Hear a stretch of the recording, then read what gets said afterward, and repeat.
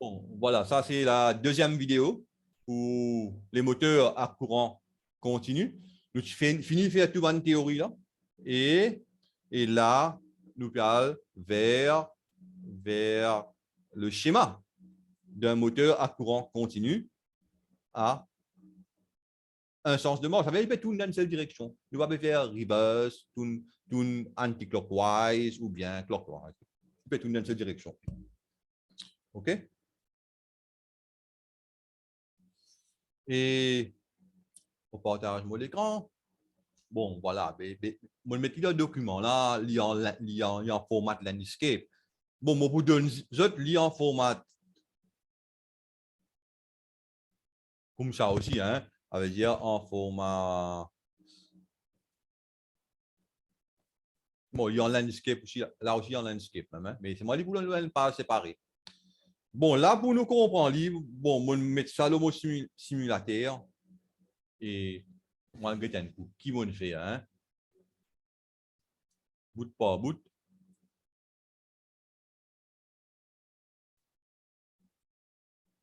On va ça là. Voilà. Et moi, dans mon phase, mon note, c'est dans l'atelier, ça, il parle pas de l'automobile, il pas de valeur directe. Et moi, ce qui m'appelle un redresseur. Un redresseur. Et il prend courant alternatif, il fait une courant continu. Mais seulement là, moi, je capable de régler mon redresseur, mon dit, il 24 volts. Tension de la sortie, c'est 24 volts. Et là, comme ça, je mets un voltmètre. Je dis, mesure à courant de sortie là, est-ce qu'il vraiment 24 volts? OK? Et là, moi, j'ai mon sectionneur de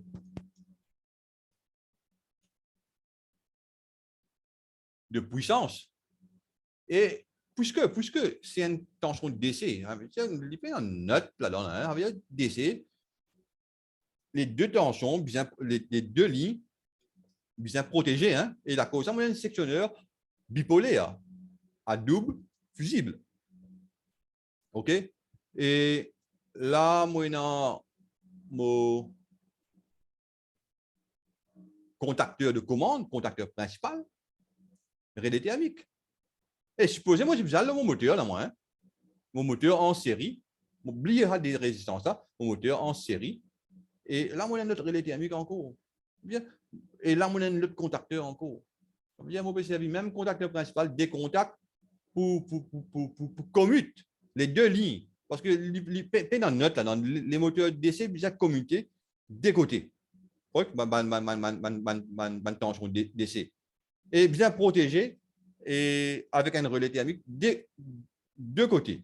OK? Mais seulement dans mon schéma qui est dans le livre, je vais mettre F1 là. Et ici aussi, je vais mettre F1. Moi, mon simulateur, il ne peut pas permettre de mettre ça deux là en même temps. Et là, je vais mettre F1 là-bas, je vais mettre F2. À la place qui a un seul contact F1, on a des contacts F1, F2. Et il faut marcher, dit, hein. Et il est fonctionnel, ça, et il correct le circuit. Hein. Dans mon livre, c'est moi mettre F1, F1, un seul contact. OK? Et pour moi aussi, il faut marcher. Parce que mon besoin de trouver une astuce pour simuler. Mais c'est malheureusement, ça, c'est pas une composante simulable. Hein, ça l'affaire là. Le moteur en DC, enfin, continue en série, moteur série, il n'est pas simulable. Bon, on n'est pas qu'à s'attendre ça. On n'est pas qu'à s'attendre ça. Donc là, ça va une résistance là, c'est pas une résistance qui réduit le courant au démarrage. OK? Une résistance, comment nous tenons devant et démarrage avec des résistances statoriques là, par élimination des résistances statoriques asynchrone, même affaire. Ça veut dire sa résistance premier temps, sa résistance deuxième temps, et en premier temps, ça veut dire nous roulons pendant 5 secondes, après 5 secondes, nous fermons ça, après 5 secondes, nous fermons ça. OK? C'est ça qui peut dérouler là. Ça veut dire là, beaucoup de circuits de cela pour diminuer le courant de démarrage. Parce que d'ici, ce courant de démarrage, il faut comparer avec ce courant nominal. Il cavale 10, il cavale 20, etc. Il cavale 20. OK? Et ça, c'est le circuit de.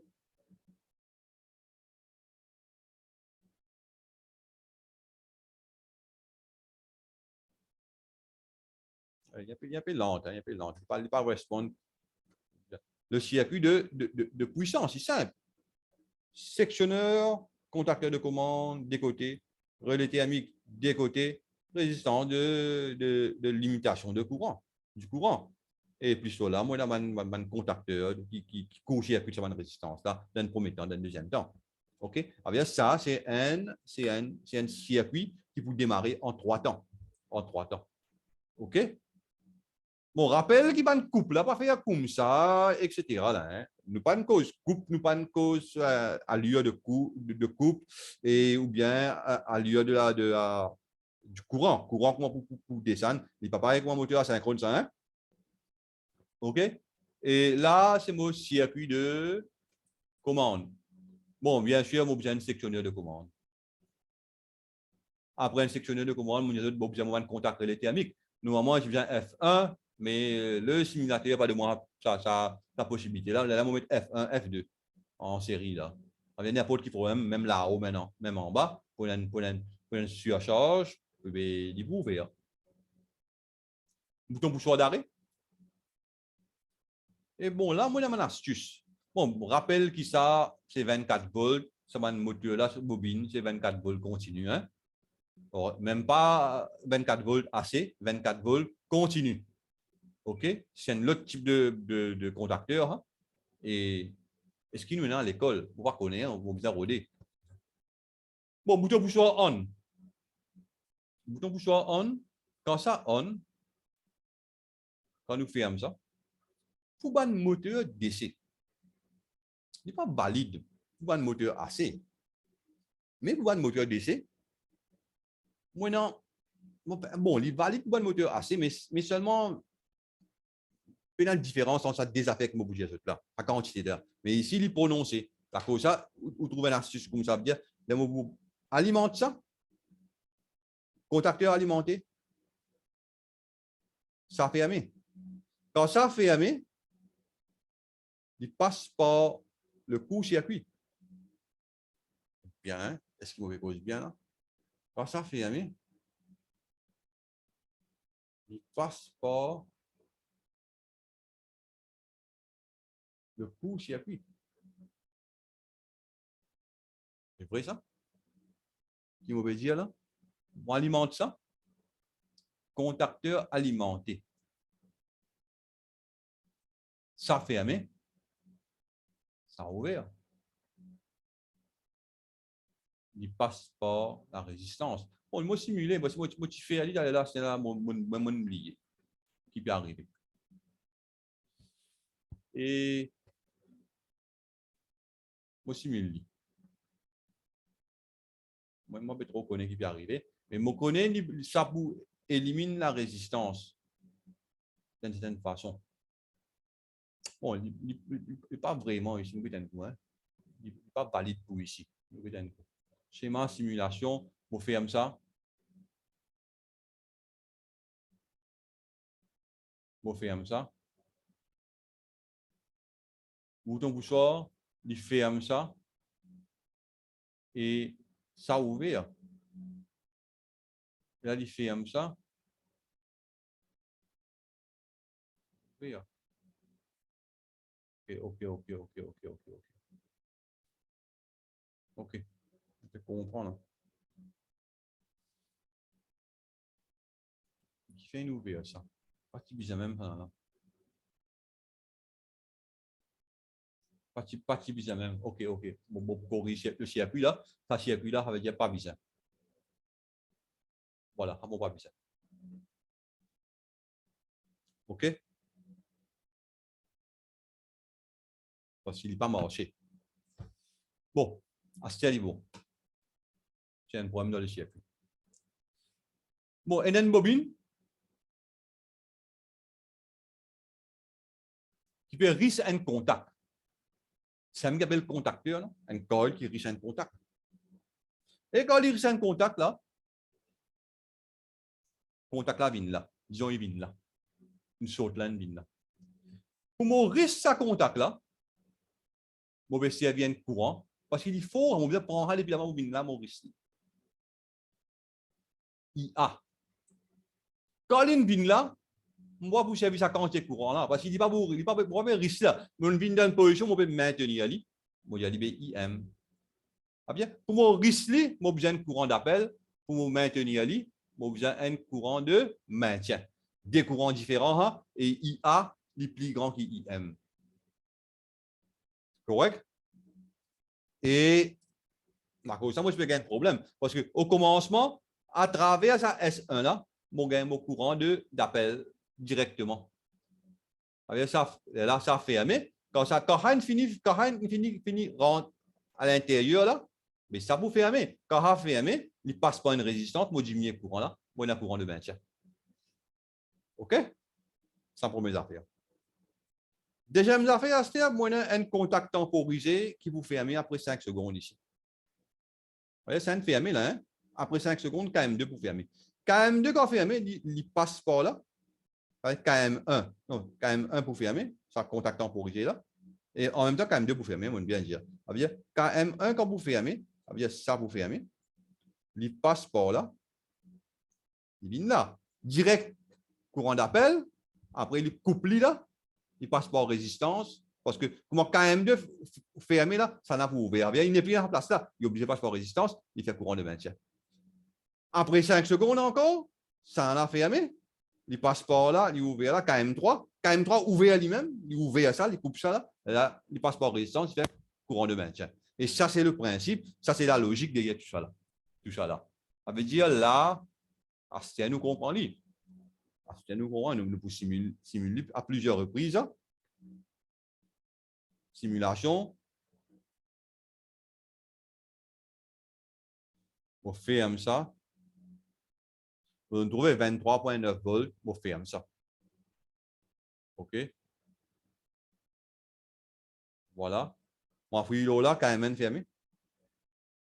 Il passe direct par courant de maintien après. Après 5 secondes, quand M1 fermé passe là. Après, moi, il passe là, il est ouvert ici.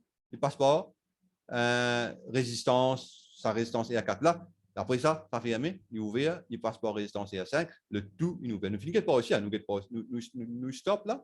Conception, simulation, fermé, nous guette ici.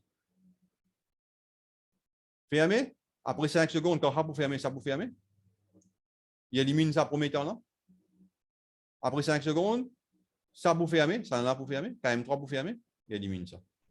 Et passe là, courant passe là, etc. Ah bien, ça va une résistance, ça va une résistance premier temps, deuxième temps. Ça va une résistance là, c'est une résistance d'économie. Correct là? Il coupe ça courant d'appel là, il bascule loin de courant de maintien. Ici, directement courant d'appel, là, comment on finit à appeler, il est là, on bascule le courant de maintien directement. Ici, il passe par courant d'appel à travers ce propre contact. Et comment il y a qu'alimenté là, il ouvre ça, il bascule le courant de maintien. Même affaire ici, il ferme KM2 après 5 secondes, il passe par ce courant d'appel, à travers ce propre contact KM3. Comment il active KM3, il ouvre KM3 normalement fermé et il bascule le courant de maintien. Ça va une résistance EA3, EA4, EA5 là, on appelle ça résistance d'économie de courant. Hein, résistance d'économie de courant. KM2, KM3, c'est résistance contacteur d'élimination des courants d'appel des bobines. Contacteur d'élimination des courants d'appel des bobines. OK? Et KM2 et A1 et A2, sorry, et A1 et A2, c'est résistance premier temps, résistance deuxième temps.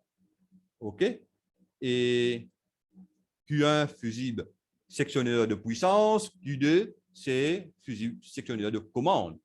N puissance, N commande. Et L1 c'est la bobine de l'induit.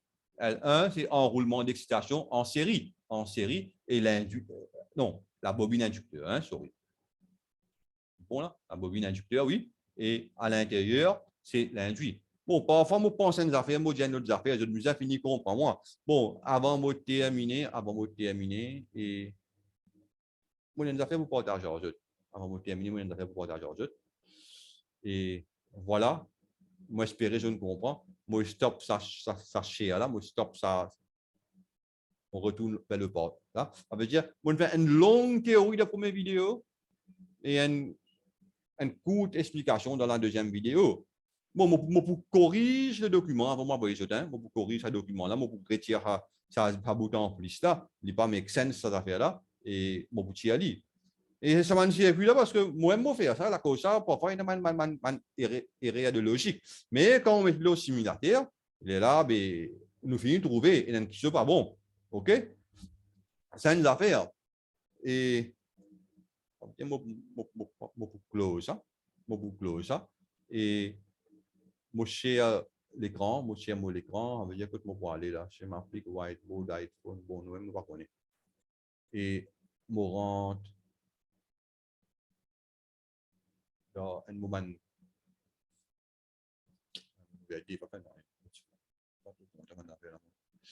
Et voilà, je rentre dans mon desktop, online course, et schéma T2, ah non? Schéma T2, 20e leçon. Il n'est pas là? Il n'est pas là? Écoute, qui était? TPT2, 8e leçon. Ouais, voilà, il a. Et bon, hier soir, un élève regarde une vidéo. Et il me pose moi une question. Bon, mon masque, ça m'a nom de l'élève, etc. On n'a pas envie de divulguer ce nom.